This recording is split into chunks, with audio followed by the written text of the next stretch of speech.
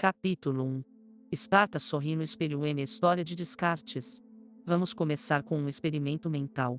Imagine uma sociedade que decide, com toda a frieza burocrática, que certos corpos não merecem existir. Que os separa, isola ou, em sua versão mais eficiente, simplesmente os elimina no início da linha. Você pensou na Grécia Antiga? Parabéns. Agora olhe para o lado, para a calçada quebrada em frente à sua casa, para a escola municipal sem rampa, para o hospital que não tem um intérprete de Libras. Esparta não é uma relíquia arqueológica. É um princípio de organização social que vestiu roupagem moderna e instalou-se no nosso inconsciente coletivo. Ela sorri todos os dias, no espelho da nossa civilização inclusiva. Da rocha sagrada à calçada quebrada, 2500 anos do mesmo pensamento. Em Esparta, a história era simples: um bebê nascia, os anciãos o inspecionavam. Se apresentasse alguma diferença física considerada inadequada para a vida de guerreiro, era lançado do Monte Taigeto em um abismo conhecido como Apótetas, o lugar do descarte. A lógica era utilitarista, cruel e clara: o corpo que não serve ao Estado não merece os recursos do Estado. Pulemos 25 séculos. Ninguém joga bebês de montanhas graças a algum avanço moral que, convenhamos, é o mínimo. Mas trocamos a rocha pela negligência. O descarte não é mais um evento dramático e sim um processo lento, administrado por falta de políticas públicas, por escolas que não incluem, por um urbanismo que exclui, por um sistema de saúde que adoece. A pergunta espartana é travestida: este corpo é produtivo o suficiente para justificar um investimento em acessibilidade? A resposta, na prática, frequentemente não. O Brasil colonial, deficiência como castigo divino ou lazarento a evitar.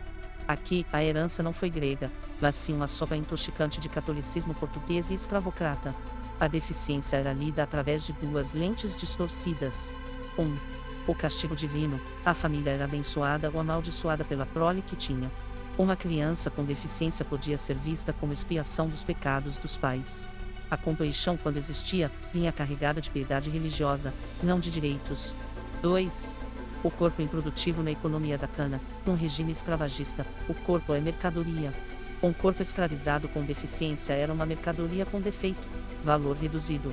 Um corpo livre e pobre com deficiência era um fardo para a caridade das santas casas de misericórdia, instituições que, mesmo fazendo o trabalho que o Estado não fazia, consolidavam a lógica do favor em contraposição ao direito. A semente estava plantada: a pessoa com deficiência não era um sujeito de direitos, mas um objeto de caridade, um problema a ser gerido pela família ou pela filantropia, jamais pela política. Século XX, a era dos asilos, PAS instituições e do faça favor de sumir. O Brasil modernizou-se, com ele, a sua técnica de exclusão. Surgiu a era da institucionalização.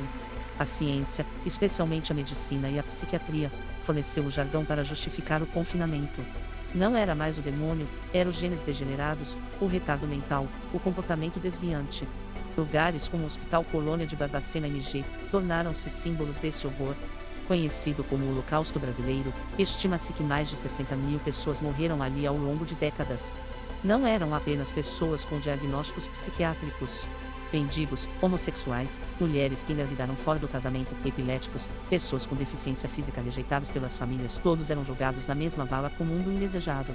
O laudo médico era a porta de entrada para o inferno. O Estado, longe de proteger, era o carcereiro. Enquanto isso, nas cidades, a pessoa com deficiência que não estava trancafiada era invisibilizada. Sem escolas, sem transporte, sem trabalho formal. A expectativa era que ficasse em casa, sob os cuidados nem sempre amorosos, da família.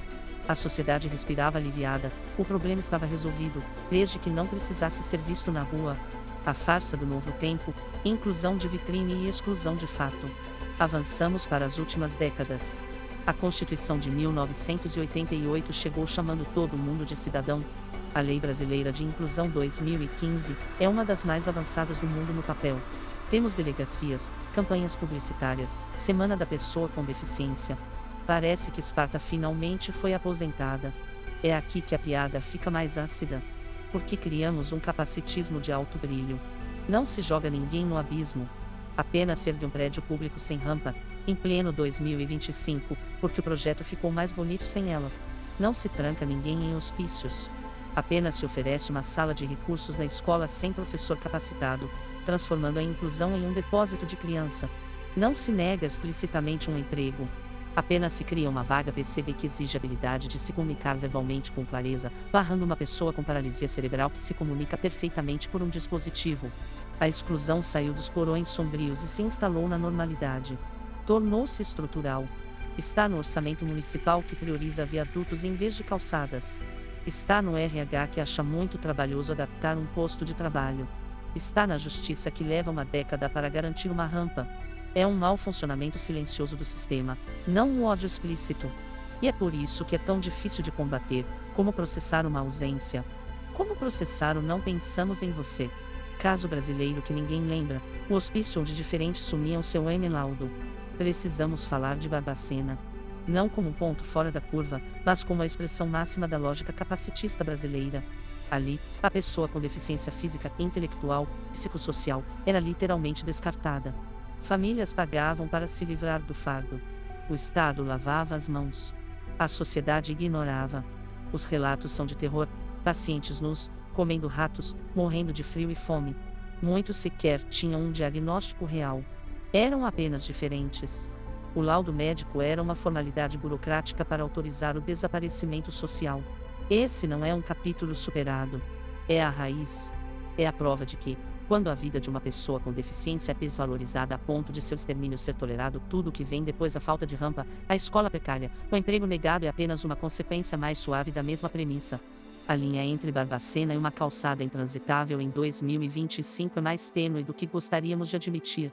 Ambas dizem, em volumes diferentes, sua existência plena neste espaço não é uma prioridade. Esparta não morreu.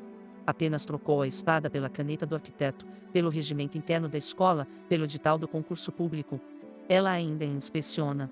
É todos os dias, de formas grandes e pequenas, decide quem tem o direito de circular, de aprender, de trabalhar, de existir na praça pública. O resto da nossa história, que você lerá nos próximos capítulos, é apenas o desdobramento detalhado desse mesmo, velho e teimoso sorriso no espelho. Próximo capítulo, no capítulo 2, vamos desmontar essa máquina. O que é, afinal, esse tal de capacitismo estrutural?